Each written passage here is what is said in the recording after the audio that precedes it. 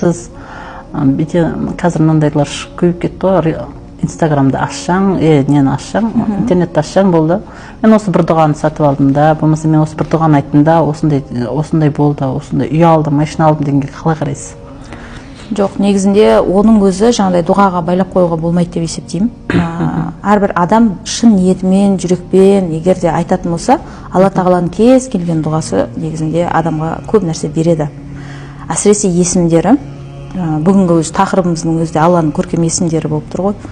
Осы есімдерге келіп тоқталатын болсақ, бір ғана мысал ретінде, адамға осы есімнің өзін мысалы 100 рет айт, немесе 200 рет айт деп мысалы байлап қойып жатыр да, ол дұрыс емес деп есептеймін. Өйткені адам тек қана сол санды ойлап тұрады. Мен 100 рет қана айтсам болды екен ғой, 200 рет айтсам болды екен ғой деп. Әлмұғни.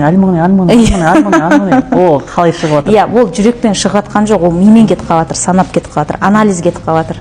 Мен осынша айтып жатырмын ғой деп сөйтеді да, одан кейін реніштерін де білдіріп жатқан адамдар болады. Ал егер де сен шын жүрекпен, хоть бір-ақ рет айтсаң да, ол болатын нәрсе да, шын жүрекпен айтылатын болса.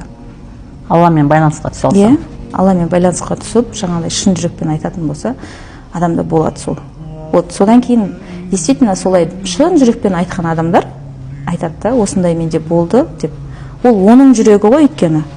Сіз дәл соныкін қайталасаңыз болады деген сөз емес қой. Ол сіздің жүрегіңіз басқаша да.